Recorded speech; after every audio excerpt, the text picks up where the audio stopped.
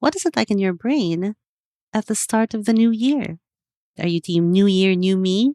Clean slate, chance to start fresh? Or are you team January 1? That's just another day on the calendar. Hey, it's Mikli, and you're listening to Head Time Stories, a podcast exploring what's it like in your brain. I don't think I can help it when the new year comes. Like, I get the same way every year, even though I know I get the same way every year. I can try to rationalize it. I can say January 1 is no different from any other day, but I I can't help it. I get hype. I get hype at the start of a new year because look at her. She's so fresh. She's so clean. She's so unblemished. She has no baggage yet. But I have noticed a pattern. I always start the year so hype, but that hype, new year, new planners, new resolutions, all things are possible. That hype, she doesn't last.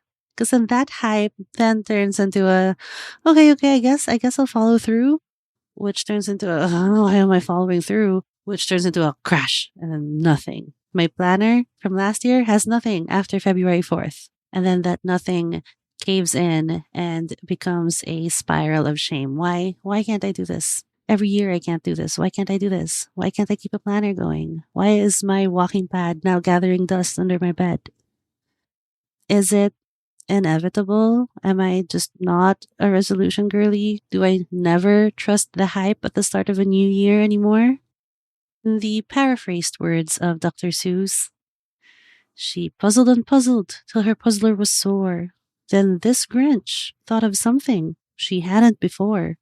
Maybe New Year's, she thought, doesn't come from a desire to fix all that you perceived was wrong about you last year. Maybe New Year, perhaps, means a little bit more. So I saw this post somewhere that was like a screenshot of a Tumblr post, and somebody asked, hey, did you know New Year's resolutions can be fun? You don't have to have New Year's resolutions that are all about getting better. You could just have something like give somebody a compliment every time you feel it. Oh my gosh, New Year's resolutions can be fun? If you saw me reading that post, you would have seen the light bulb go off at the top of my head. Ding! I ran to my family. Hey, family. What do you think about? Instead of us coming up with New Year's resolutions this year, what if we came up with our mores? Mommy, what are you talking about? No more. As in, what if that's our theme? The theme of our New Year's, whatever these are, is what do we want more of in our lives? And not to, toss. But it was a hit. We haven't gotten together as a family just yet to discuss our family mores, but I've been long listing in my journals and I wanted to share with you a few things that were on my more list. Number 1, more getting together with friends. Last week, I ran into a friend at the mall. Purely by accident, my husband and I were eating and he tapped us on the shoulder. I was like, whoa, oh my gosh, hi. This was a friend I hadn't seen in, by our count, 10 years. And he was one of my close friends from college, as in we would stay up until 2 a.m. every night on Yahoo Messenger talking, even though we had a 7 a.m. class the next day. As in, he's one of my son's godparents. The last time we saw each other, he said he was going to go get his PhD. And then life. And then it was just 10 years later. I have been a hermit myself for the past couple of years. I don't know if it's burnout or whatever it is, but my social battery for the last few years have just been like, check engine light on. It's just flashing red. It's low bat. I'm on 1 bar. I just haven't had the energy to people, and peopling takes energy. So it is something I feel guilty about. I have messages that take me forever to respond to, friend invites I've had to decline. People are asking me to volunteer for this like children's camp that I used to do when I was a teenager. And it's like, they all sound fun, but for all of them, I need to be on. And I need to be on to people. And I just don't have the energy to be on anymore. Takes up that takes up more bars bars of battery than it used to. And I don't have that many bars left. And you don't only have to be on to be with the people, because now, as grown ups, you have to be on to do the dance. You know the dance. Are you free on this date? Ooh, no. How about this other date? Ooh, no. How about this other date? Ooh, no. How about this other date? Ooh, yeah, that one works great for me. Oh, cool. Let's do lunch. Oh, no. I can only do dinner. That dance. And so for the longest time, I felt like I was just down to one bar, and I was just running on that one bar, and I can't spare my last bar. That last bar of charge is for making hot chocolate and crawling into bed and hoping that I have 2 bars of charge tomorrow. But running into this old trend and chit-chatting for just 5 minutes even. It's almost like, how the Grinch's heart grew 2 sizes that day. Similar feeling. It's like, oh my gosh, I miss seeing friends. It is nice to see friends. Is this the unhermiting of Mickley? And true, I still have to be on. That doesn't change. Being on still takes battery. But maybe friendship is worth the battery. And so, for the first time in what feels like literal years, I made plans with a friend who wasn't my husband or my sister or my son. We did the dance. We did the "Are you free? Are you free? Are you free? Are you free?" And finally, our Google calendars Google calendared, and we are seeing each other a month from now, because that's when our Google calendars Google calendared. And now I might even reach out to more people. Oh my gosh, that you guys want to see? I think, yeah, more getting together with friends in 2025. Number 2, more nature getaways. So I did some research and I learned about nature deficit disorder. And what I learned about nature deficit disorder is that it's not an actual disorder. It's just a term that somebody made up. It's not an actual diagnosis, but anecdotally, I feel it. My family and I, we live in the heart of the smack of the dab of the city, inside a condominium, few minutes away from the business district. Like, we are here, where all the buildings and all the traffic and all the smog live. And I thought that was normal. Like, yeah, this is life. But a year and a half ago, an aunt invited us to come to her place in the mountains for her birthday. It was about a 3-hour drive from the city, and the palpable joy from all of us in the car, the palpable something. We were driving up the mountains, and then when you looked up and you can see the face of the mountain green, just covered in trees. You look down and yeah, okay, it's a cliff, but then you see the valley below, more green, more trees. And then you just look out across space, just sky, and everybody it was like you thought we saw a celebrity or something. We're like, oh my God, look, green, green, green. Look out the window, open the window.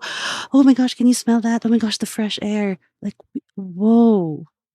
Like, what deprived children? That's when I realized, no, I think I need more of this.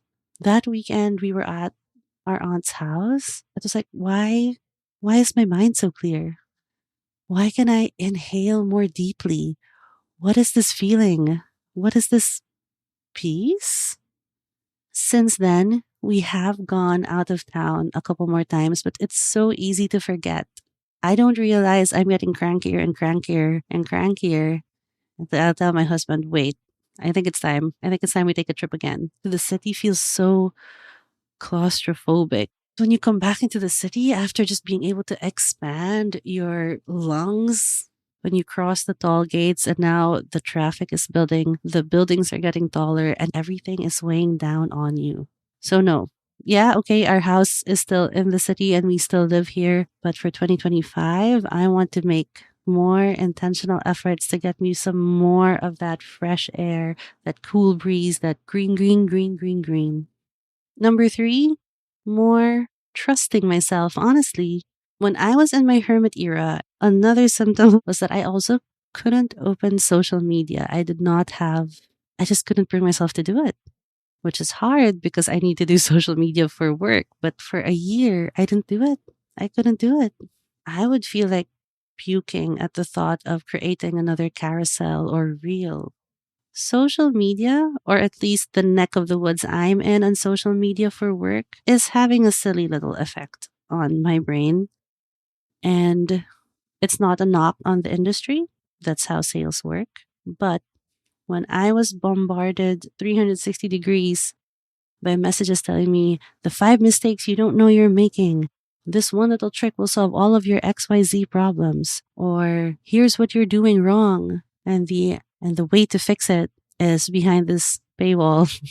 I was internalizing it and thinking, wow, I must have so many problems. I must have so many issues. I must be making so many mistakes. There must be something so wrong with every move I make, because every move I make has a solution waiting to solve it, which means every move I make is a problem.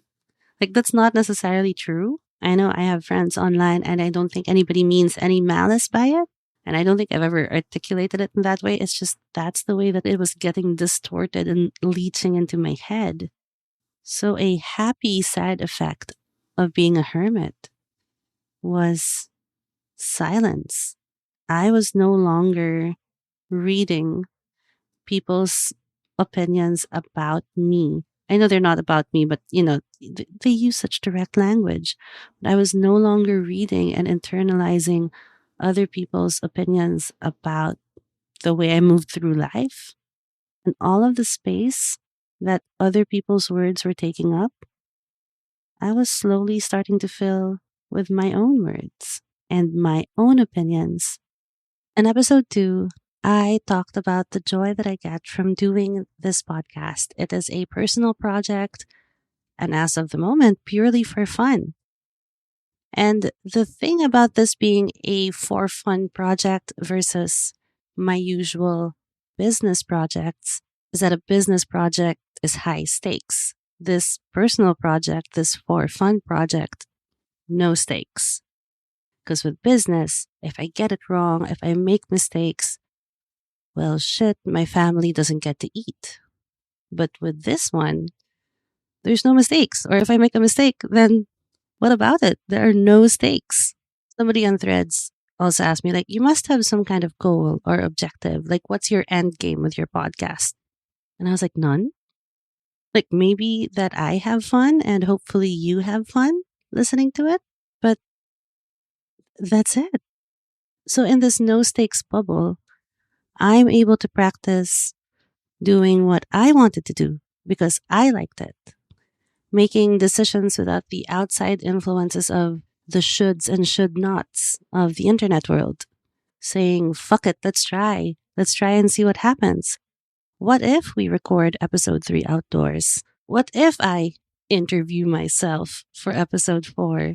What if I play around with a little bit of musical scoring for episode 5, even though I know absolutely nothing about musical scoring? I wasn't worried about whether or not it was quote unquote correct. I just trusted what I wanted to do and went with it. If I need to pivot, I pivot. No big deal. And that's the energy I want for the rest of 2025. To live my life trusting my gut of moving forward with my own creative confidence. Like, I'm not there yet, but I want more of that. Let's go.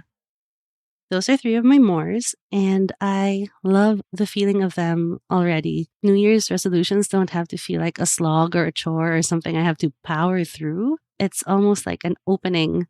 You're opening the door and you're inviting more in, more of what already lights you up, more of what you know you love. Yeah. It's like opening the door and, patting the seat beside you because you've saved the seat for joy. Aside from resolutions or our version of resolutions, you know what else the new year is perfect for? Notebooks. Notebooks and pens. Okay, I love notebooks and pens, so I will buy them at any point of the year. But there is just something about buying a new notebook for the new year with the perfect pen to go with it that it just feels right. You know what I mean? Fresh new year, fresh new notebook, blank slate, blank pages. It just fits. But The thing about blank pages is look at all that possibility, look at all that potential, look at all that pressure.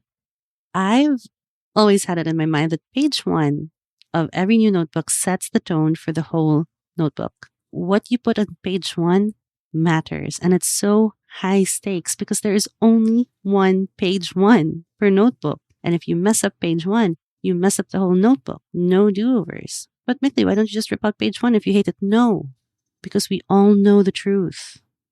Is this whole conversation happening inside my head? Absolutely.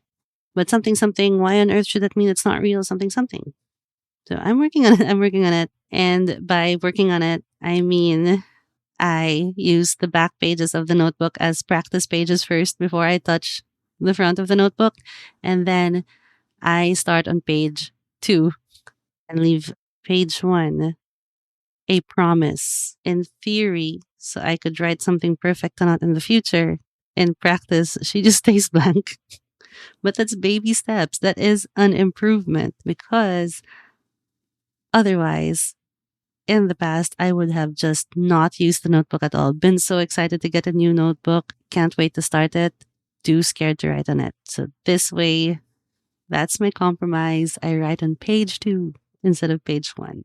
And so what I hear you asking are these New Year new notebooks? Why? Welcome to a segment we like to call What's on my bookshelf? Okay, so immediately, that's a lie. My notebooks are not on my bookshelf. They are on a pile beside my bed, on a pile on the desk, and haphazardly stuffed into about 3 different bags.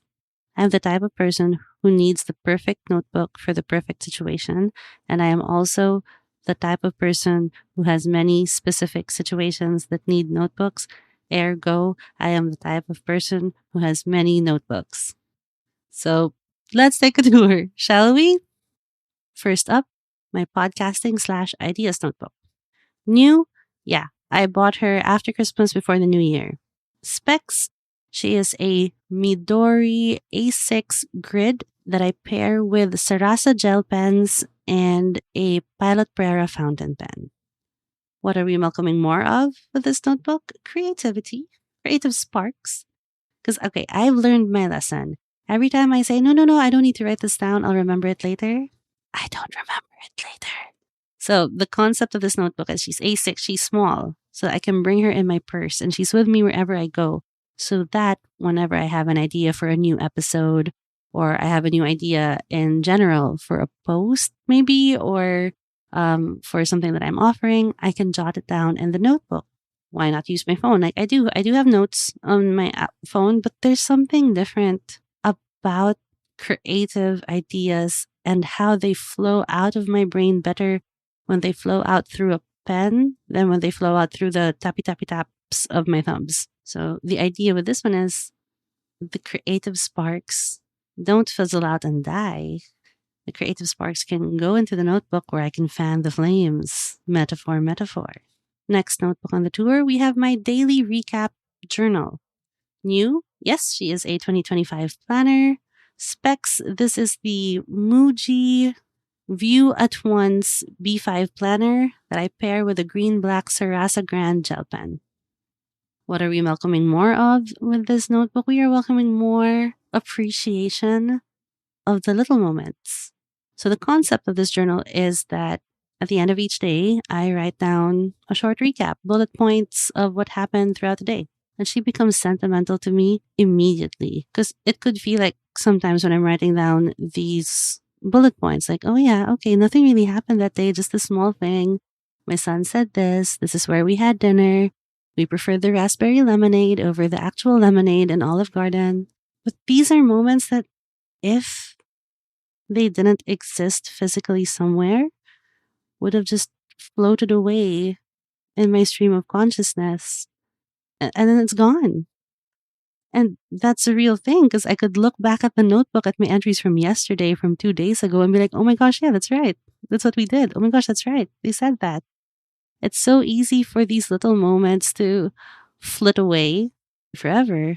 I've had many versions of this journal throughout the years, and I always love reading them back. So I hope this year I'm able to keep that habit And the way I'm doing that is that this notebook lives on the dining table, actually, so that at the end of dinner and after we clean up, I'm still there. Oh, it's at the end of the day when it's the perfect time to write the recap of the day. Oh, the notebook just happens to be here where I already am. Oh, this place happens to be a table where it's so easy to write. Oh, the pen is already clipped to the notebook. Don't mind if I do. So hopefully, fingers crossed, I keep the habit up. That daily recap journal is different from this next journal, which is the thoughts and feelings journal. New? No, she's not new. I've had her since 2022. Specs. This is a Hobonichi A6 grid that I pair with my Pilot Prera if I have her with me, or my Platinum Century 3776. What are we welcoming more of with this notebook? More feeling the feelings and thoughtsing the thoughts. She is my catharsis journal. If the daily recap is what happened, then this journal's equivalent would be, how do I feel about what happened? Or how do I feel in general? Or what's on my mind? Because sometimes I feel like I can only understand all of that jumbled up stuff when they are outside my head. Does that make sense? Like the process of writing them down is the process of untangling them, is the process of processing them. This journal is with me when I got COVID. This journal is with me when I wrote my vows. That's where I wrote my vows in. If I'm sitting alone in a restaurant for some reason, she's the one I'm writing in. So she's a friend. She's my friend. Another notebook I have is a Dungeons and Dragons notebook, because our family plays Dungeons and Dragons. Is this new? No, I got this last year. Not last year. Last year. Late 2023, when we first started our games. Specs, this is a Midori Grid A5, and I pair her with whatever pen is nearby. What are we welcoming more of with this notebook? Adventures, family adventures, and fun, and imagination, and laughter. I'm like the session documentarian unofficially, but I just love being able to take notes of everything that's going on. It's the closest that I get to being able to take a picture. Because in Dungeons and Dragons, you're creating the story together, but really it's all in your minds. And so that is the closest I can get to capturing the experience, because there's no photographing that the two of you are riding a dragon and shooting ash souls. I can only write it down. It's been great to look back on, like, the quotes, the big moments. Where did we gasp? How did we take down this big bad? And one example of something that I really enjoyed from this journal is, so my son and I are the players, and my husband is our dungeon master. And so my son and I are fighting this big bad, played by my husband, and this big bad casts Spirit Guardians, a spell that surrounds him with Spirit Guardians as a defense. And so the big bad says, now you can't come near me. And my son, who enjoys playing this brave, loyal, zero intelligence paladin, he's like, yeah, but I can come far you. I don't know. That was like the highlight of the night. We still reference it to this day. And isn't it wild that it just exists in our minds and in some small way in the pages of this notebook? I then have two everything notebooks. So these are my catch-alls. And I have two because I have one that goes in my bag that travels with me wherever I go. Travels? Where do I go? The mall. And another one that stays at home. Let's start with the small one. The small one, is she new? Yes. Specs. This is a Muji Grid A6. And I pair her with the same pens that I have with my podcasting notebook, because they're in the same bag. So the same Sarasa Grand gel pen and the same Pilot Prera fountain pen. What are we welcoming more of with this book? I think spontaneity, and I think it's that, more spontaneity, because if I want to doodle or somebody wants to doodle, that's the notebook we're doing it in. Maybe we're also welcoming in more, is it more RAM or more or less stress? But I also use her as a second brain. A lot of my entries in there are math. Like, okay, when I manage the budget, how much money am I getting from quality of life? How much am I getting from day to day? Like, it's a whole thing. And sometimes, you just need paper. You just need paper to sort through it. If I'm not doing math that way, a lot of the math that I'm doing is, okay, how much does each person owe for the bill? And sometimes it's just easier to jot it down in a notebook than it is to type it up on your phone. And then I also have the bigger everything notebook. This is the one that stays at home. Is she new? Yes and no. The specs of the outgoing notebook are an A5 Hobonichi grid notebook, like not the planner, just a notebook. But I've got only like 3 pages left in there. So the new one lining up to take its place is an A5 Muji notebook dot grid. And I pair these with all my pens. I have a small army of fountain pens and gel pens and tech pens. And since I'm at home, I get to use them all. What am I welcoming in more of with this notebook? This one is my clarity notebook. If I had a journal for thoughts, this is the notebook for thinking. And so when I'm brainstorming, that goes in here. Or sometimes if I want to clarify a concept that I'm working on, I just write and write and write and write. I forgot who said this, but creativity is like a bad faucet. Nah, we're not remembering that right. But you got to get all the bad water out first before the clear water can run through. So that's how I use this notebook. This is the notebook where I am able to think out loud. And just like with my other journal, like when the thoughts are tangible, when they're on the page, it's just so much easier to cross them out, move them around, edit them. So that's this notebook, thinking out loud. Honorable mentions, I have a couple more notebooks. I have a commonplace notebook and a long form notebook. So these are both Midori A5. The commonplace one is a grid. The long form one is dot grid. These notebooks are not so much in rotation because I bought them with aspirations of who I wanted to be instead of for the person that I am. The commonplace notebook, the way that I've seen people use commonplace notebooks is this is where they collect quotes or inspiration or learnings. So it's a collection of, it's like a life notebook, I guess. This is where you take notes on life. And I thought, what a lovely concept. And so I filled it out for 2 pages. I don't know. I guess I don't collect life in a notebook in that way. Like my notebooks are more of overflows of myself instead of collecting things from others. But yeah, I don't know. Do I revive her? Do I accept that that's just not how I notebook? My long form notebook is similar. So this one, I wanted to welcome in more. I was thinking of myself, am I a writer? And if I'm a writer, I need a notebook where I can write. But I wrote, the first thing that I drafted in that notebook was a newsletter for work.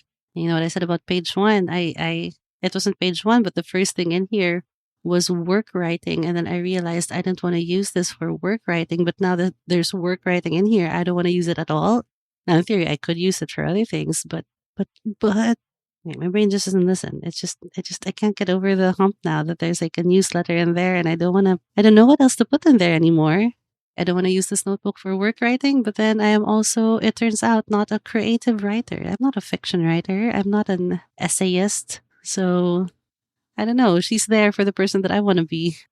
Right now, I have one more thing missing from my stack, and that is a work planner / notebook. What I'm welcoming in with this notebook is more productivity, I hope. I know, so this one I intend to use as a planner, which is dangerous territory because never in my life, have I finished a planner. So knowing myself, I'm looking for something that's undated. I'm also looking for something that's fountain pen friendly because I love my fountain pens. I have a whole bunch of dates now to keep track of for work with this podcast, a work podcast, and a mentorship program that I am running soon. So I have an excuse. To use the calendar portion of the planner. I want a planner because I like the physicality of it. Like I know something is 3 months away if it's 3 turns of the page away. Because when I use Google Calendar and I go from January to February, it's in the same spot on my screen. Does it make sense? So there's just no sense of time on a computer. if I must buy a dated planner, then something that's not so expensive because I feel like I'm really going to waste it. I'm really not going to use this 365 days of this year. And that's What's on my bookshelf? I would like to think that 2025 Mikli is to her notebooks as she is to her resolutions. Because instead of trying to become this idealized, aspirational version of myself or who I think I should be, I am just making more room to be more myself. Where in those resolutions, I welcomed in more of what lights me up, more of what brings me joy, more of what I love. In these notebooks, I am creating spaces for overflow, for when there's more of me than my brain can handle, more of me than my heart can handle. My notebooks are there to allow me to be that more. And it might just be the hype again of the new year, but I am excited. I am excited to see what's going to fill these pages. I am excited to see what the mores are going to bring. I am excited. I am looking forward to the future. But before we jump too far forward, I want to give props to my girl, the present. Right? So here is a snapshot of the present now that I am fully appreciating. One, my brain is buzzing. The whole episode, everything in this episode, like my brain is buzzing. I am so excited. Two, my body is dead. I have this condition called being the eldest daughter in an Asian household, and I get flare-ups every holiday season. But this holiday season, I think my sister and I managed to pull it off. Like at the end of New Year's, we gave each other a little high five, and we were like, I think this is the blueprint. Everybody was happy. There was peace on earth. We spent time with all six. Yep, I counted them 6 sides of the family. It was good. My body is dead. I am still knocked out from December. And so I am not hitting the ground running. I am more hitting the ground lying down, if you will, and taking it slow and easing my way in to the year. No one's in a rush. We have all year. And number 3, my heart is full. Like years have their ups and downs. But I think I want to savor this little moment of up. 2023, 2022. Okay, you can scroll all the way back. 2021, 2020. Tough years. And 2024 was the first year in a while that it didn't feel so tough. Joy isn't now just something I'm looking forward to. It's something that's here, now, in the quiet moments alone before the world starts. And the times that I get to spend with my family at the dinner table, and we end up staying there for 2 hours because we're talking about nothing and everything. Gliding a pen across a notebook and feeling, yes, this is the correct combination. We found her. And in having a silly brain fart, and I do not take for granted at all whatsoever that I have people in my life that I can send my silly brain farts to. So this year, maybe it is not new year, new me. Maybe it's new year, more of me. The notebooks that are allowing me to take up more space. The more resolutions that are allowing me to invite more of what I already love into my life. And so maybe that's what I'm taking with me into the new year. What looks like a blank slate is really a head full of ideas, a heart full of gratitude, and a body that's okay, not quite raring to go, but she'll get there. She just needs a couple more naps. Now you. So I want to ask you, if you were to indulge me in this, what are your mores for the year? What are you inviting more of? Are you inviting in more adventure, more play, or is it like the complete opposite and you're like, nah, more rest, more peace, or both, or something completely different? Tell me all about it. I want to hear it. If you're on Spotify, I believe you can leave a comment on this episode, or you can jump into the conversation on Instagram at headtimestories.pod. If you want to say hey to me directly, the @ is @heymikli everywhere. And that's it for this episode of Bedtime Stories. I am your host, Mikli. And what's it like in your brain? Story time again soon. Happy New Year, and bye!